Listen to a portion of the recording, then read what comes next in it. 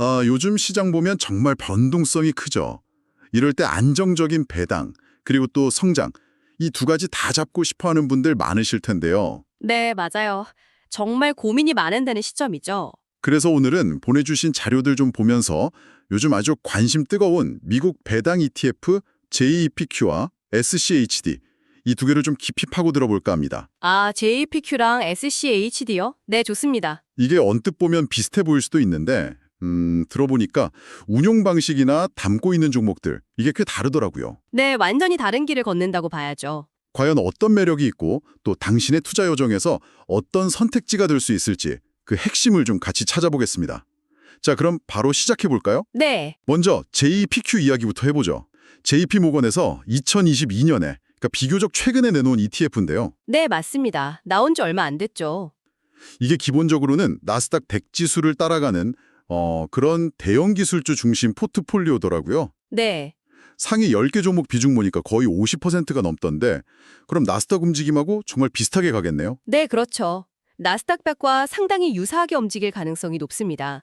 근데 JPQ의 진짜 특징은 그게 아니라 바로 커버드 폴 전략이 있어요.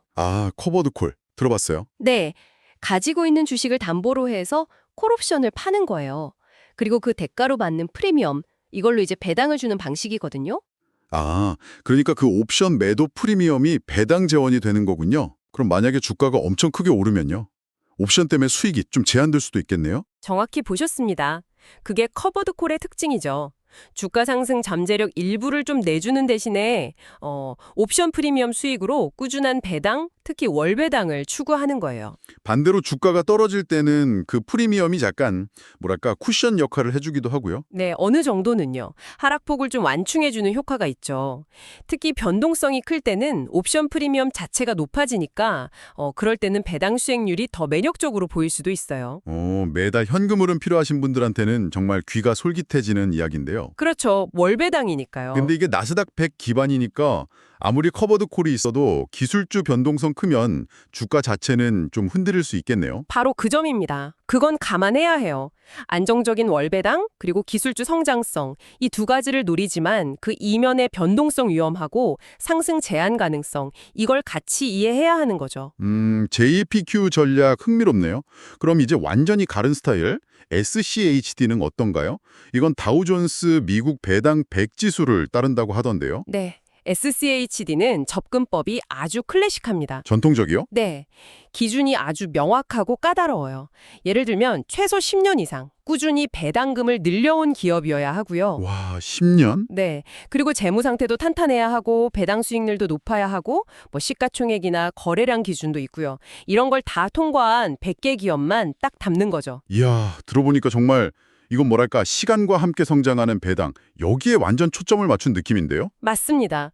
단순히 지금 배당 많이 주는 게 아니라 배당금이 앞으로도 계속 성장할 수 있느냐 그 능력을 보는 거예요. 성장이요? 네, 그래서 SCHD는 약간 눈덩이 굴리는 거랑 비슷해요.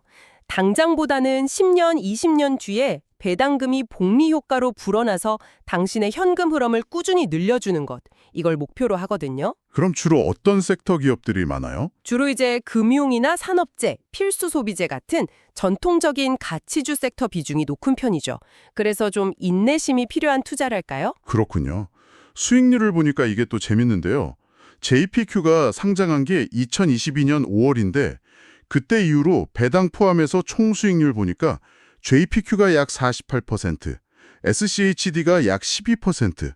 와, 차이가 꽤 크네요. 네, 그렇죠. 그 기간만 보면 JPQ가 압도적이죠. 역시 최근에 기술주들이 엄청 올랐잖아요. 그 영향이 컸나 보네요. 맞습니다.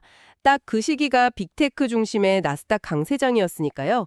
JPQ는 그 덕을 본 거고 반면에 SCHD가 담고 있는 전통적인 배당주들은 좀 상대적으로 소외됐었죠. 근데 이제 JPQ는 운용기간이 아직 짧잖아요. 2년 조금 넘었으니까 이 성과가 앞으로도 계속될지는 좀 더 지켜봐야 하는 부분이에요.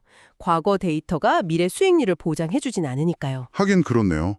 와, 그럼 정말 고민되겠는데요. 어디에 투자해야 할지 자료에서도 딱 정답은 없다고 하더라고요. 투자자 성향이나 시장 전망에 따라 다르다고. 네, 그럴 수밖에 없죠. 정답은 없는 것 같아요.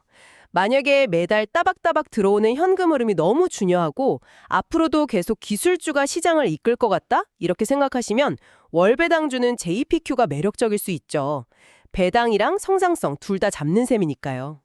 반면에 나는 좀 길게 본다. 10년, 20년 보고 꾸준히 늘어나는 배당금으로 노후를 준비하고 싶다. 혹은 기술주 말고 다른 배당주들도 이제 좀 오르지 않을까?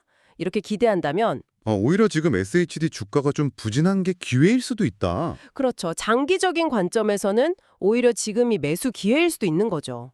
그래서 그 자료에서 가장 현실적인 대안으로 제시된 게 둘 다 투자하는 거더라고요. 나눠서. 네, 분산 투자죠. JPQ랑 SHD 비율을 조절해서 위험은 좀 줄이고 각자의 장점만 취하는 전략인데요. 예를 들면 어떻게요? 뭐 현금 흐름이랑 성장 균형을 맞추고 싶다 하면 반반, 50대 50으로 가거나 아니면 나는 장기 배당 성장이 더 중요하다. 그러면 SHD 비중을 한 70% 정도로 높이고 반대로 시장 상승을 좀 더 따라가고 싶으면 JPQ를 70%로.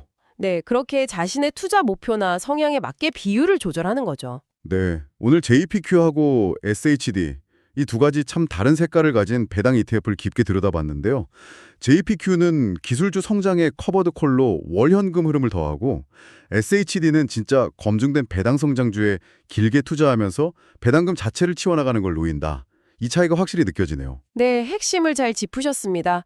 결국 어떤 ETF가 당신에게 더 맞을지는 본인의 투자 기간이라든지 현금 흐름이 얼마나 필요한지 그리고 앞으로 시장을 어떻게 보는지 이런 당신의 판단에 달려 있는 거죠. 오늘 살펴본 자료들이 그런 판단을 내리는데 아주 유용한 기준점은 될 수 있을 것 같습니다.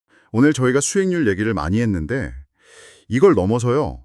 만약에 앞으로 금리 환경이 크게 변하거나 아니면 예상치 못한 시장 충격 같은 게 왔을 때 옵션 프리미엄으로 어느 정도 방어하는 JPQ 방식이랑 그냥 전통 우량주로 묵직하게 버티는 SCHD 방식 중에서 과연 어떤 쪽의 위험 관리 방식이 당신의 투자 스타일에 더 중요하게 와닿을까요? 한번 진지하게 곱씹어 보시면 어떨까 싶습니다.